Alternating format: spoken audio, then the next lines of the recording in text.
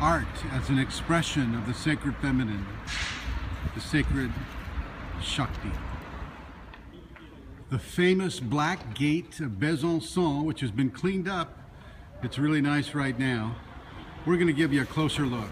Yes, as I was saying, this is the famous Black Gate of Besancon. This is a triumphal arch built by the people that were following Marcus Aurelius in the 2nd century, and it's a great example of Roman artistic architecture. It's an amazing statue here, or triumphal arch. Coming in here under the arch so you can see some of the patterns here. You'll see the beautiful carvings coming down the wall here. A lot of cars coming through here. And as I risk my life crossing the street for you Kundalini people, it's like, look at that, folks. Look at that. And as Magali goes through the hard sell with the ice cream vendor there. So here we are, ladies and gentlemen, inside the arch. Just had a tourism guy come up and talk to me about this. And these pictures here that you can't see too well, they depict certain battles of the Greco-Roman area of the 2nd century. And you can see some of the shields there in the artwork. You have two figures up on top. One is Castor with the wings, and one is Pollock, the twin brothers. They represent a very interesting Kundalini feature. They represent brothers who are both, one is divine and one is mortal.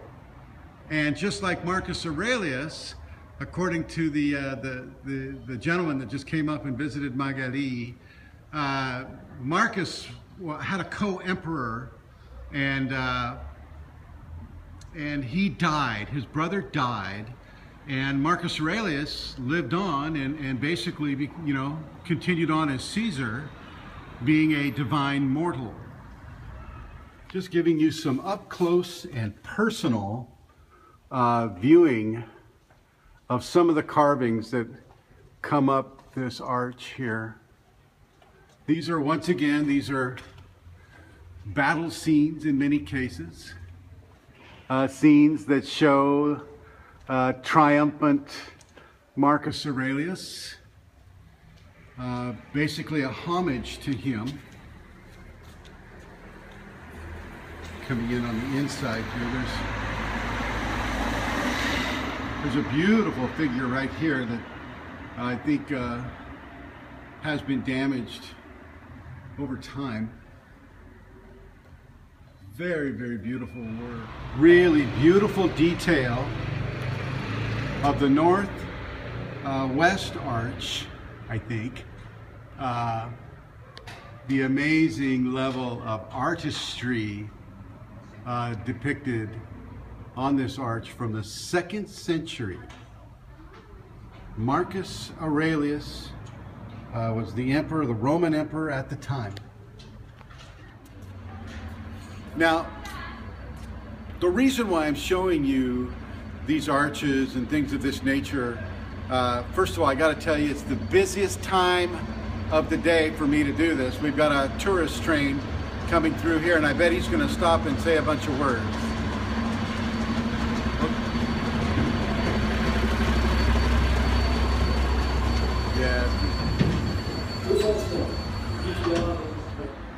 And so, you know, here I'm standing in front of this beautiful, beautiful Roman arch from the 2nd century, and you can see the angel whispering in my ear, hello. And the nice thing about the Romans is that they believed in human divinity, okay? They probably weren't using it within a Kundalini context like you and I are, but they believed in the human divine. Marcus Aurelius was a divine god and a human at the same time, a divine mortal.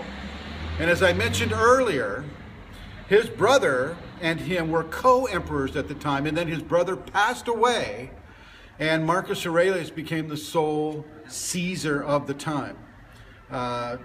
This is Besancon, France. This is quite a ways from Italy, and they even went even further. The Romans were the big guns of that era. And as I may have mentioned before, this is one of the worst times of the day to do this here, but you know, I'm on somewhat of a time schedule here. They still let cars and trucks go under this arch. I'm kind of surprised.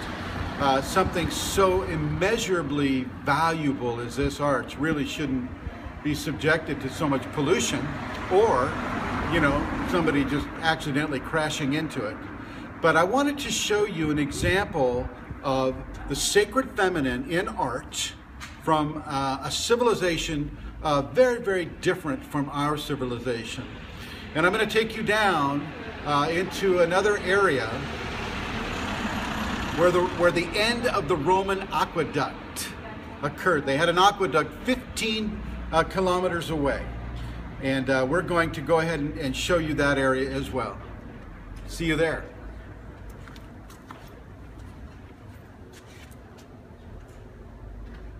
These are the remains of Roman arches that existed here in around the 2nd century. And what happened was they built a church over these Roman ruins, and when the church was destroyed, the archaeologists discovered these Roman ruins. And we're going to take you down and explore a little bit more if we don't get hit by a car. So right now I'm inside the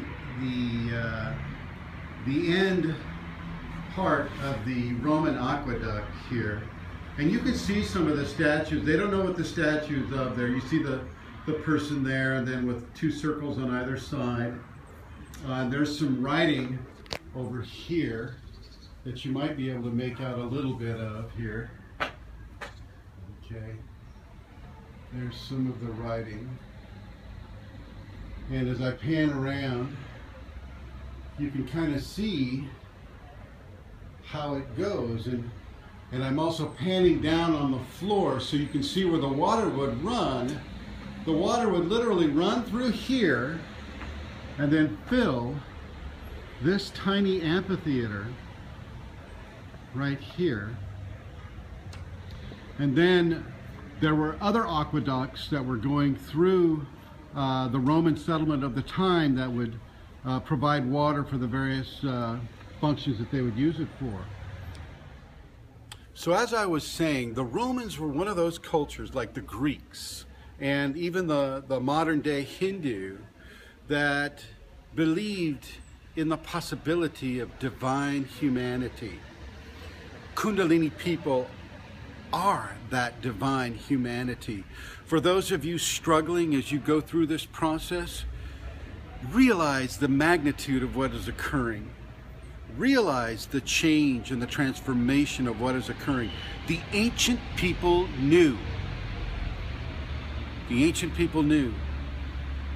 We must remember. And Shakti and Shiva, or the sacred male and sacred female, will help us remember these attributes of our heritage as a physical species that has divine attributes. Kundalini is that divine attribute. May Kundalini bless all of you. Thanks for watching.